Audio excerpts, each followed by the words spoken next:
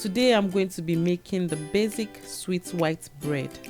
Though I've made a video of this recipe a couple of months ago, but I've got a lot of questions about a couple of things I did not mention in the previous video. So I've decided to make a longer version of this video in order to answer most of the questions. And the first thing I would like to address is the yeast. To make sure the yeast is alive and active, it's advisable to proof it. And this is done by dissolving some sugar and yeast in warm water. Then leave this to stand for a couple of minutes. After about 5 to 10 minutes, the yeast should have become bubbly, just like this. If this does not happen to your yeast, it's either the yeast is no longer active or the water you used is too hot. In that case, the yeast is no longer going to be useful for making the bread. Now let's measure out the flour.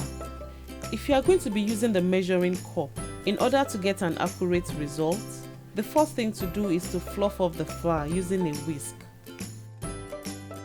Then use a small bowl or a cup to scoop the flour into the measuring cup.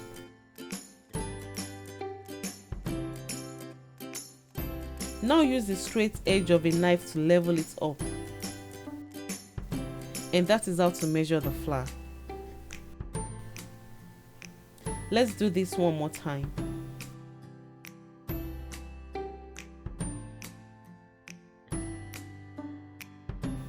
I have also provided a link in the description box below, just in case you might prefer the measurement by weight. So to this flour, I'm going to be adding some salt and sugar. Mix this together and create a well at the center. Then add the proofed yeast. Add the milk, the eggs, some melted butter, and vinegar. Then gradually mix this together until a soft and sticky dough is formed. I've also been asked about the reason why I added vinegar. It's just to create an acidic environment which helps the yeast to work better. And the vinegar can be replaced with vitamin C powder, just as I used in my previous video. Now transfer this dough to a lightly floured surface and begin to knead.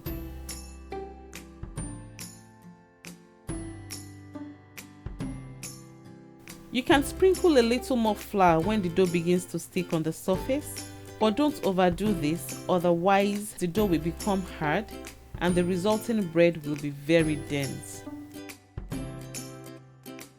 After about 10 to 12 minutes of kneading, the gluten in the dough would have become strengthened and the dough will become smooth and elastic. And a good way to test is to gently stretch the dough. If it's well kneaded, it should not tear easily. Another way is to press the dough with your fingertip and the depression will slowly fill in. If the depression remains there, then you have to knead again for a couple of minutes.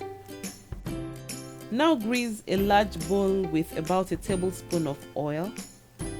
Then place the dough into the bowl and turn it around to coat the old dough with the oil.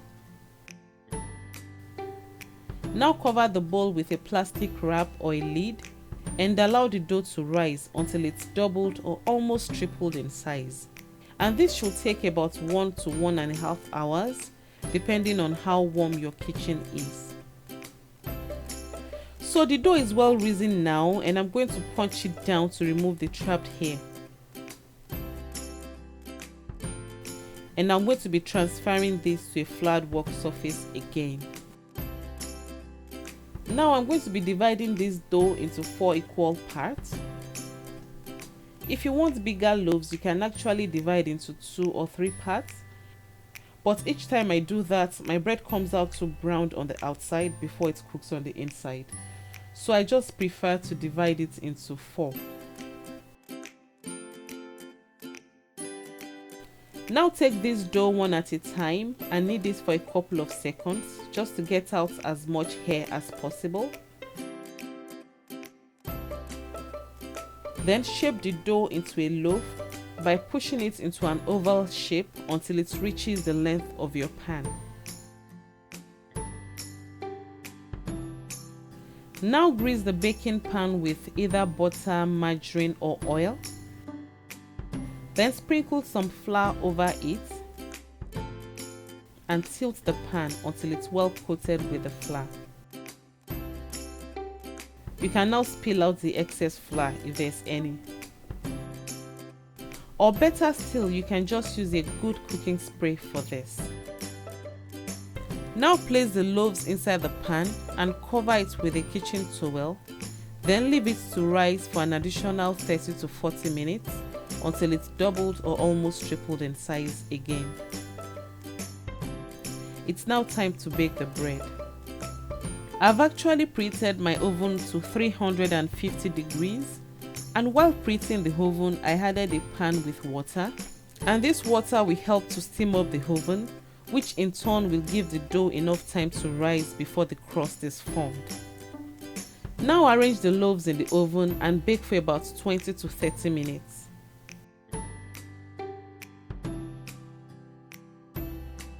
To check if the bread is done, simply insert a skewer into the middle of the bread.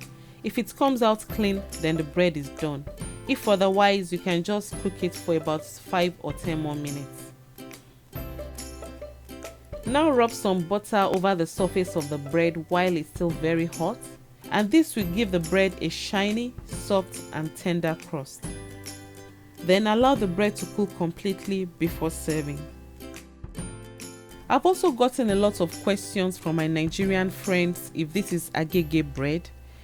I like to say this is not a recipe for agege bread, but you can actually pass it for agege bread because it's really soft, it's chewy and it's sweet. And it will even stay the same way the next day. I hope I've been able to answer most of your questions. If you have more questions, let me know in the comment section down below. Thank you all for joining me again today, and I'm going to talk to you shortly. Enjoy.